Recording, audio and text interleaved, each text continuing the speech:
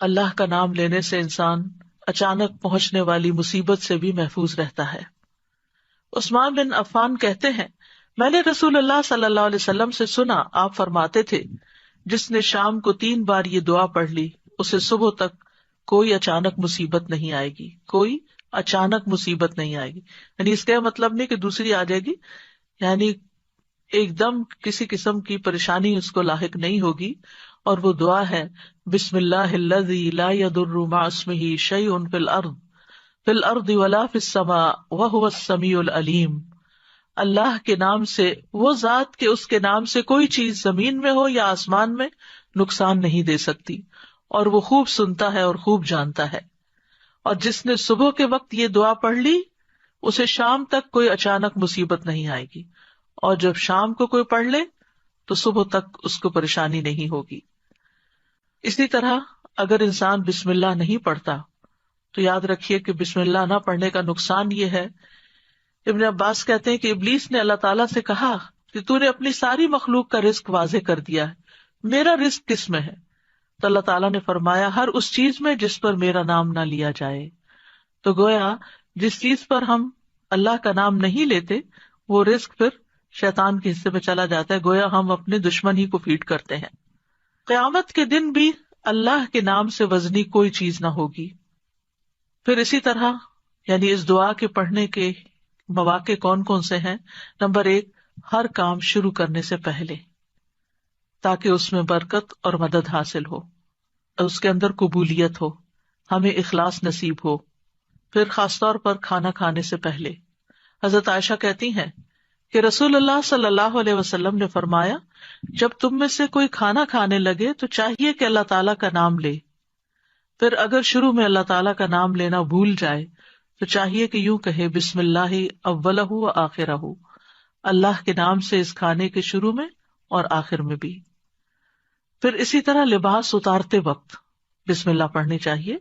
انس رضی اللہ عنہ سے روایت ہے کہ نبی صلی اللہ علیہ وسلم نے فرمایا، جنوں کی آنکھوں اور بنی آدم کی شرمگاہوں کا پردہ یہ ہے کہ جب ان میں سے کوئی اپنے کپڑے اتارے تو بسم اللہ پڑھ لے، یعنی اتارنے سے پہلے پڑھ لے، تو جن اور شیاطین کی نظر نہیں لگتی۔ اسی طرح جب آپ بچوں کو کپڑے تبدیل کروا رہے ہوں تو اس وقت بھی بسم اللہ پڑھ لیں۔ اسی طرح بیت الخلاء جاتے وقت یعنی اندر پاؤں رکھنے سے پہلے بسم اللہ پڑھ کے دروازہ کھولیں۔ حضرت علی رضی اللہ عنہ روایت کرتے ہیں، کہتے ہیں کہ رسول اللہ صلی اللہ علیہ وسلم نے فرمایا، جنوں کی آنکھوں اور بنی آدم کی شرمگاہوں کا پردہ یہ ہے کہ جب ان میں سے کوئی بیت الخلاء جائے تو بسم اللہ پڑھ لے، کیونکہ جب انسان ننگا ہوتا ہے تو حفاظت کے فرشتے اس سے دور چلے جاتے ہیں۔ تو اس وقت حفاظت پھر کس سے حاصل ہوگی؟ جب آپ واش روم میں جانے سے پہلے بسم اللہ پڑھ کے پھر داخل ہوں گے۔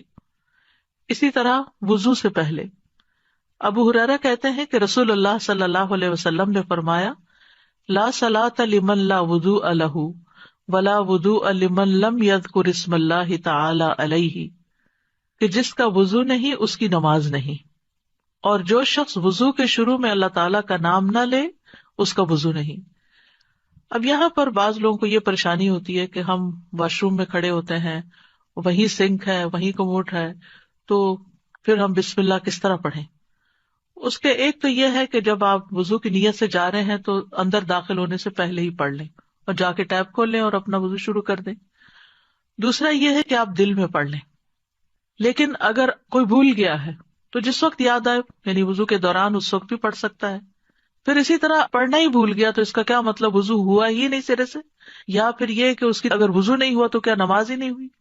نہیں، اس کا مطلب یہ ہے کہ اس کا وضو کامل نہیں ہوا۔